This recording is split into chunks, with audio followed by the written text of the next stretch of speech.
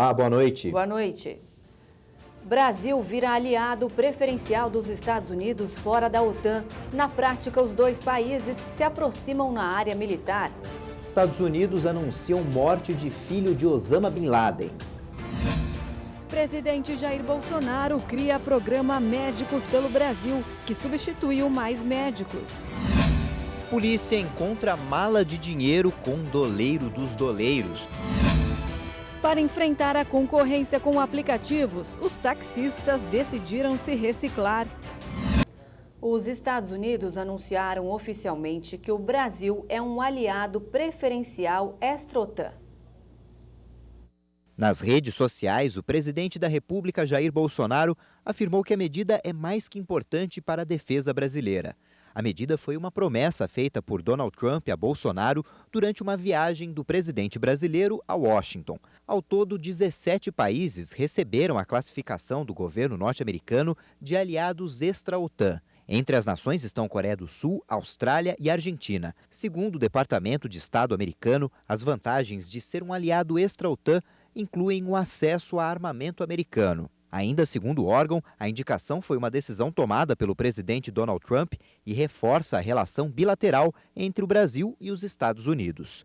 Em março, no encontro entre os dois presidentes na Casa Branca, Trump levantou a possibilidade de seguir em frente com a campanha para que o Brasil se torne talvez um aliado na OTAN. A organização tem hoje 29 membros, mas nenhum na América Latina ou no Atlântico Sul. A Organização do Tratado do Atlântico Norte reúne países que trabalham juntos em segurança e defesa. Os integrantes se comprometem, entre outros acordos, a apoiar uns aos outros contra ataques. Na volta do recesso do Judiciário, o ministro do Supremo Tribunal Federal, Alexandre de Moraes, prorrogou por mais 180 dias o inquérito que investiga fake news e ofensas à corte. A investigação foi aberta em março por determinação do presidente do STF, Dias Toffoli. A medida foi alvo de críticas por não ter a participação do Ministério Público. Moraes também mandou suspender uma apuração da Receita Federal e afastar 2 servidores que abriram procedimento de investigação sobre 133 pessoas, entre elas Gilmar Mendes e a esposa do ministro Dias Toffoli. Moraes afirma que houve quebra indevida de sigilo. O Supremo Tribunal Federal decidiu manter as demarcações de terras indígenas com a FUNAI, a Fundação Nacional do Índio. Depois de assumir a presidência da República, Jair Bolsonaro editou uma medida provisória que reestruturava o governo e transferia a demarcação de terras para o Ministério da Agricultura. O texto foi aprovado pelo Congresso Nacional, mas com alterações. Uma delas foi manter a responsabilidade de demarcações com a FUNAI. O governo editou uma nova medida provisória e transferiu novamente a demarcação para o Ministério da Agricultura. O ministro Luiz Roberto Barroso suspendeu a MP e hoje a Corte confirmou a decisão de Barroso por unanimidade. A oposição ao presidente paraguaio Mário Abdo anunciou que vai apresentar um pedido de impeachment. O motivo é um acordo com o Brasil em que o Paraguai admitiu aumentar o preço pago pelos consumidores pela energia da hidrelétrica de Itaipu. O trecho constitucional que será invocado para o processo de impeachment no Paraguai é o artigo 225, que determina como as autoridades podem ser removidas do poder por mau desempenho de suas funções. A justificativa para a medida será a traição à pátria. A acusação deve ser formulada e aceita pela Câmara dos Deputados e em seguida pelo Senado com 2/3 dos parlamentares presentes. A indicação do pedido de impeachment acontece em meio à crise política instalada no Paraguai, desde que o governo aceitou pagar mais pela energia da hidrelétrica binacional de Itaipu. Nesta quinta-feira, o novo chanceler do país vizinho declarou que o Paraguai decidiu deixar o acordo firmado pelos dois países. A decisão foi comunicada formalmente ao embaixador brasileiro em Assunção. O Banco do Brasil e a Caixa Econômica Federal anunciaram redução das taxas de juros do crédito. A medida aconteceu depois que o Banco Central reduziu a Selic, a taxa básica de juros, em 0,5 ponto percentual. O Banco do Brasil diminuiu as taxas de financiamento imobiliário, de veículo e empréstimo pessoal. Já a Caixa anunciou que os clientes do banco vão pagar menos juros nas principais linhas de crédito. O presidente Jair Bolsonaro e o ministro da Saúde, Luiz Henrique Mandetta, assinaram hoje a medida provisória que cria o programa Médicos pelo Brasil, substituto do Mais Médicos. A intenção do governo neste programa é ampliar em cerca de 7.000 vagas a oferta de médicos para municípios com maior demanda assistencial. No total, vão ser 18.000 postos, sendo cerca de 12.000 em cidades com dificuldade para conseguir médico. De acordo com o Ministério da Saúde, o norte e o nordeste do país terão prioridade. Um conjunto de indicadores que mostra com precisão: aqui é necessário apoiar, aqui é necessária a presença do governo federal. Com esses critérios, inverte. Nós vamos a mais de 12.000 médicos nessas localidades, onde antes eram 5.000. A medida provisória passa a valer assim que for publicada no Diário Oficial e tem validade de 120 dias. Neste prazo, precisa ser aprovada pelo Congresso para virar lei. Para ser contratado, o profissional precisará ter registro no Conselho Regional de Medicina e ser aprovado em um curso de formação supervisionado com duração de 2 anos. Durante este período, o profissional receberá uma bolsa-formação. Somente ao fim deste curso e depois de uma prova é que o médico será contratado pelo programa no regime de CLT. A Polícia Civil do Pará indiciou por homicídio 22 dos 26 presos que estavam no caminhão em que detentos foram mortos durante uma transferência. Eles saíam do presídio de Altamira, onde houve um massacre com 58 mortes, e seguiam para Belém. No caminho, 4 presos foram assassinados. O corpo do índio Ayampi, morto no Amapá, vai ser exumado amanhã. Um laudo das condições do corpo deve identificar a causa da morte e ajudar nas investigações. A decisão foi tomada depois da reunião entre 2 índios Waiampi e procuradores do Ministério Público Federal em Macapá. O procurador Rodolfo Lopes informou que um helicóptero do Grupo Tático Aéreo vai ser enviado ao município de Serra do Navio para trazer o corpo do índio de 62 anos. Índios disseram que ele foi assassinado durante uma invasão de garimpeiros na aldeia.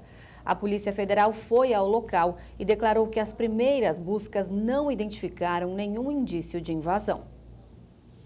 A Polícia Federal encontrou uma mala de dinheiro e uma carteira de identidade falsa na casa do doleiro Dario Messer, preso ontem em São Paulo, no apartamento de uma amiga. O doleiro foi transferido para o Rio de Janeiro e deve ficar preso no complexo penitenciário de Jericinó, em Bangu. Ao todo, foram encontrados R$56 mil na mala do doleiro, que foi detido nos Jardins, bairro nobre da capital paulista. Depois de embarcar para o Rio, ele dormiu na Superintendência da Polícia Federal, na zona portuária da cidade. O doleiro estava foragido desde maio de 2018, quando foi feita a Operação Câmbio Desligo, desdobramento da Lava Jato no Rio de Janeiro. Dario Messer era o principal alvo. A investigação descobriu que doleiros movimentaram US$ 1 bilhão e 600 milhões em 52 países. Essa é a primeira vez que ele é preso.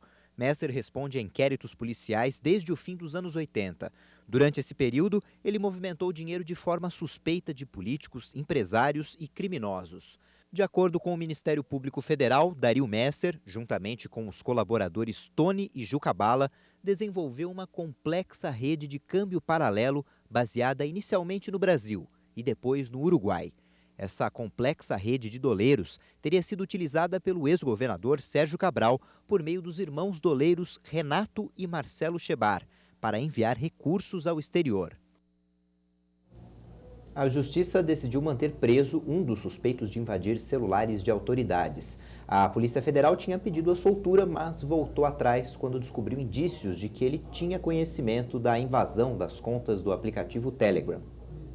A decisão foi do juiz Valisney de Oliveira, da 10ª Vara da Justiça Federal de Brasília. O magistrado determinou que Danilo Cristiano Marques, suspeito de invadir os celulares de autoridades, permaneça preso por pelo menos mais um dia.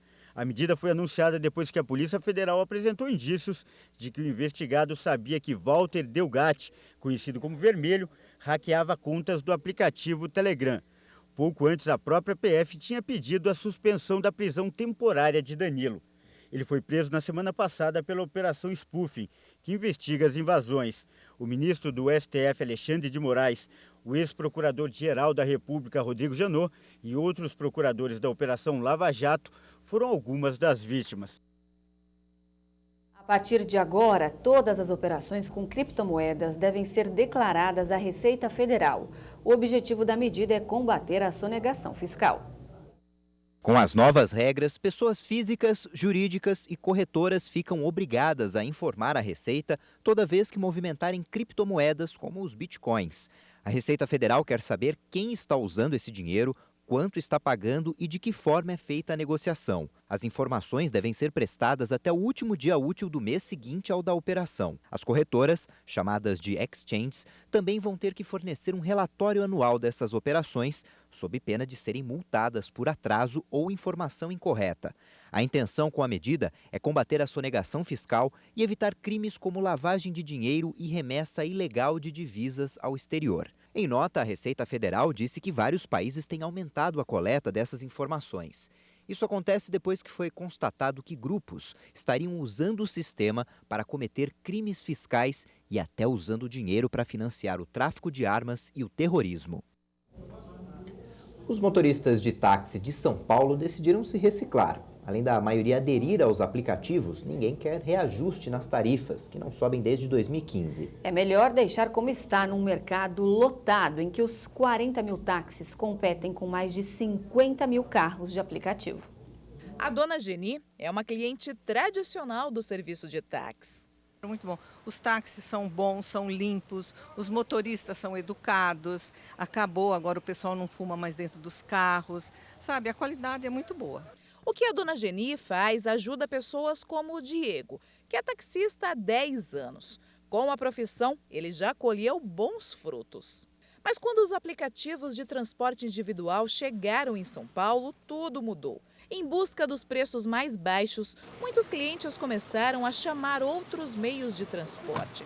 Numa situação como essa, a alternativa é se reciclar. Os taxistas perceberam assim que tem que melhorar, tem que entender melhor o passageiro e dar opções de formas de pagamento. Então todo mundo agora tem a maquininha, apesar de ser lei, mas todo mundo tem a sua maquininha, aceita cartão, débito, crédito, até transferência o pessoal está fazendo. Há cerca de 6 anos, antes dos aplicativos de transporte, o principal meio para os chamados de táxi era esse aqui, o telefone. Mas hoje o cenário mudou. Apesar de muita gente ainda usar as vias tradicionais, como vir até o ponto de táxi ou chamar os carros nas ruas, hoje a maioria dos chamados de táxi em São Paulo é feita através de aplicativos. Basta um toque no celular e o táxi vem até você.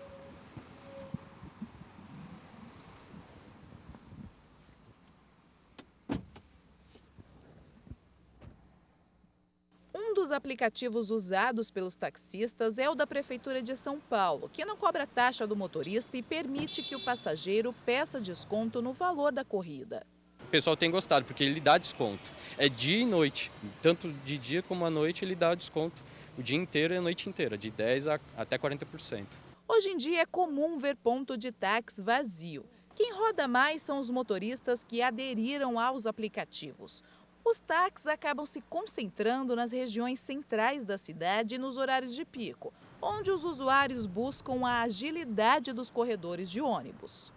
Os táxis procuram se concentrar mais próximo desses corredores pela facilidade do atendimento e porque nesses locais há maior procura pelos táxis, pela agilidade que os corredores e as faixas proporcionam ao atendimento.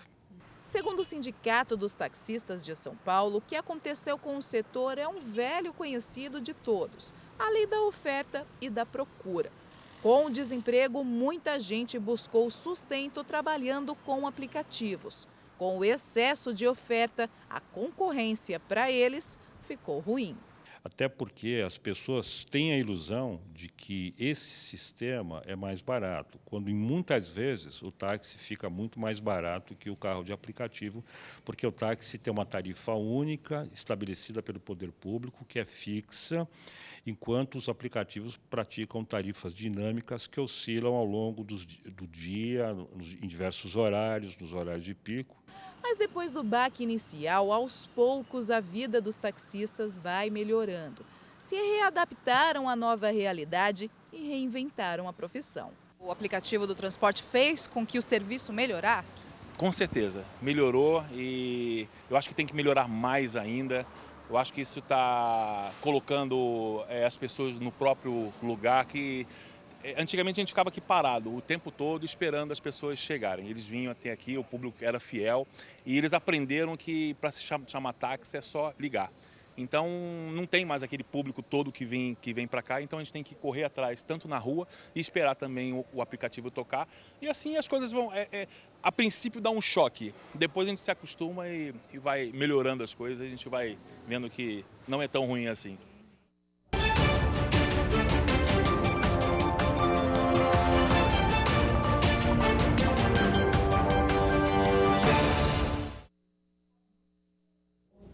Em Mato Grosso do Sul, um bate-papo com pesquisadores do Instituto Nacional de Pesquisas Espaciais despertou nos estudantes de uma escola pública a vontade de seguir carreira na ciência. Estudantes e cientistas frente a frente. Durante uma atividade em sala de aula, os alunos de uma escola pública fizeram cartas e cartões postais convidando os pesquisadores do INPE, o Instituto de Pesquisas Espaciais, para visitar Campo Grande. Foi uma surpresa, eu gostei muito de conhecer o cientista, foi o meu melhor sonho e isso eu nunca vou esquecer. Os pesquisadores explicaram o trabalho do INPE e tiraram as dúvidas dos alunos. Para mim é muito enriquecedor conversar com as crianças e é ao mesmo tempo muito desafiador, porque a gente tem que ter a capacidade de transformar a linguagem das coisas que a gente faz em ciência num linguajar que possa ser bem absorvido por eles. A expectativa dos educadores é que a visita desperte nos alunos a vontade de seguir carreira na ciência. Falando a experiência que eles têm, todo o trajeto de estudo que eles tiveram para chegar aonde estão. Então é um incentivo muito grande para que eles não desistam dos sonhos deles. Os 4 cientistas do INPE falaram aos alunos sobre os desafios da carreira e o início da trajetória que também começou em escola pública para todos eles. A atividade foi um show de incentivo. Os estudantes estão fazendo planos para o futuro com a ciência. Na minha vida, quando eu crescer, eu quero ser um cientista. Antes eu já queria ser cientista, agora eu fiquei mais inspirada para ser cientista. O que eu aprendi hoje com eles é nunca desistir. Quando eles veem que as pessoas são normais, né, e que muitas vezes têm as origens semelhantes às deles, eles enxergam, né, uma possibilidade para a vida deles. A Agência Nacional de Aviação Civil finalizou a distribuição entre 3 empresas aéreas dos horários de pousos e decolagens que pertenciam à Avianca Brasil no aeroporto de Congonhas. Dos 41 slots que pertenciam à Avianca, 15 ficarão com a Azul, 14 com a Passaredo e 12 com a MAP. Na semana passada, a ANAC decidiu que não poderiam disputar os horários da Avianca empresas que já operassem mais de 54 slots em Congonhas. Isso deixou a Latam e a Gol de fora. A produção industrial do país caiu 0,6% entre maio e junho deste ano. Segundo o IBGE, essa foi a segunda queda consecutiva do indicador. Em comparação com o mesmo período do ano passado, o recuo é bem maior, de 5,9%. A baixa foi sentida em 17 dos 26 ramos industriais pesquisados, com destaque para os produtos alimentícios, com queda de 2,1%, e máquinas e equipamentos, com redução de 6,5%. 9 setores tiveram alta na produção e a principal delas foi observada nas indústrias extrativas, com avanço de 1,4%. O exército da China divulgou um vídeo de alerta para os manifestantes de Hong Kong. Confira agora em um giro de notícias internacionais. Nas imagens é possível ver tanques, cacetetes, gases e jatos d'água, no que seria uma ameaça aos que participam de protestos na ex-colônia britânica. O vídeo foi divulgado no mesmo dia em que dezenas de pessoas compareceram à justiça em Hong Kong, acusadas de participação em distúrbios durante manifestações no fim de semana passado. A ex-colônia britânica está sob tensão desde o início de junho por causa de um projeto de lei que autoriza extradições para a China. Pelo menos 49 pessoas morreram e várias ficaram feridas em 2 ataques contra as forças de segurança no sul do Iêmen. Rebeldes hutis afirmaram que usaram um míssil e um drone contra o quartel da polícia em Al-Jalá, 20 quilômetros a oeste de Aden. Pouco antes, um atentado suicida com carro-bomba foi executado na entrada do quartel-general, localizado no centro da cidade portuária. Nos últimos anos, Aden, capital provisória do governo iemenita após a tomada de Saná pelos rebeldes, foi palco de vários atentados que deixaram centenas de mortos. Os Estados Unidos anunciaram que Hamza Bin Laden, filho do terrorista Osama Bin Laden e peça-chave da Al-Qaeda, está morto. Em fevereiro, Washington ofereceu uma recompensa de $1 milhão a quem fornecesse informações sobre seu paradeiro, alegando que ele era uma ameaça ao país pela morte de seu pai, mentor dos atentados de 11 de setembro de 2001. Ainda não se sabe qual foi o paradeiro de Hamza nos últimos anos e nem o local onde ele foi morto. As autoridades de Ruanda fecharam a fronteira com a República Democrática do Congo após o diagnóstico do terceiro caso de ebola na cidade fronteiriça de Goma. A confirmação aumentou os temores de que o vírus possa se espalhar pelo município, que tem 2 milhões de habitantes. No último ano, mais de 1.700 pessoas morreram ao contrair a doença. Até o dia 18 de julho, 2.438 casos foram confirmados. A China anunciou que comprou nas últimas semanas mais produtos agrícolas americanos, como soja, algodão e suínos. O anúncio foi percebido como um gesto de boa vontade depois que as potências retomaram as negociações. As delegações dos dois países se reuniram ontem em Xangai. Desde 2018, China e Estados Unidos disputam uma guerra comercial com a aplicação de tarifas que superam $360 bilhões. Aumentou o número de pessoas que usam a bicicleta para ir ao trabalho. Segundo a última pesquisa Origem e Destino, quase 400 mil brasileiros aderiram ao modelo de transporte. Modelo que economiza tempo, diminui o estresse e funciona como exercício, sem contar que ninguém fica parado no meio do trânsito. 3 horas. Esse é o tempo que uma pessoa pode passar no trânsito de São Paulo. Por isso, a busca por soluções é constante. E uma das respostas tem sido uma velha conhecida de muitos brasileiros: a bicicleta. Ele acha que realmente é uma coisa legal, então ele se diverte fazendo isso. Então ele vem para o trabalho, no seu meio, no seu transporte, ele vem se divertindo, né? Ele vem já ouvindo música, ele vem descontraindo, então é muito mais do que ficar naquele estresse do trânsito, é a qualidade de vida. Hoje, ela é mais do que uma forma de lazer. Além de ajudar na saúde e no meio ambiente, a bicicleta tem sido uma alternativa de transporte para mais de 100 mil paulistanos todos os dias. Mas fazer das bicicletas um meio de transporte não é suficiente. Por isso, muitas empresas têm inovado e implantado bicicletários com vestiários. Assim, os funcionários podem chegar e se preparar para um novo dia de trabalho. Esta empresa, na zona sul da capital paulista, seguiu o exemplo. Agora, o funcionário que vem de bike para o serviço tem toda a estrutura para guardar a bicicleta e trabalhar feliz. Mobilidade é uma questão que ela não tem volta, né? Não só aqui dentro do banco, mas como um todo, né? Hoje em dia a gente vem aqui na nossa região e você vê bicicletas, patinetes, até agora motos que são compartilhadas. Então, assim, todo mundo vem buscando isso. A maioria das pessoas, dos jovens, eles não vem querendo mais utilizar o seu carro para vir para o trabalho. Ele já vem querendo transporte de massa, ele vem querendo esse meio de alugar bicicleta, de alugar o patinete. O Carlos vai e volta do trabalho todos os dias de bicicleta. Mas, para chegar nessa escolha, teve que experimentar outras opções. Eu fui com o carro próprio, demorou 40 minutos. Daí eu usei carros por aplicativos, demorou de 30 a 45 minutos, de ônibus eu demorava de 40 a 50, mesmo sendo a Faria Lima, ela sempre tem bastante trânsito, e a melhor opção mesmo era a bike, que eu chego aqui em torno de 15 minutos confortável e uns 10 se eu quiser ir um pouco mais rápido. Hoje ele não troca a bicicleta por nenhum outro meio de transporte. Tem dia que eu saio estressado do serviço e daí eu vou embora para casa e ainda eu aproveito para dar uma volta a mais com a bicicleta, para dar aquela relaxada, pegar aquele ar. Às vezes, até esses dias à noite está um pouco mais gostosa, então às vezes, em vez de voltar para casa, eu dou uma pedalada aí de uns 20 minutos a mais só para dar uma tranquilizada. Então, para mim, é muito diferente. Quem puder usar, que use, que vale muito a pena.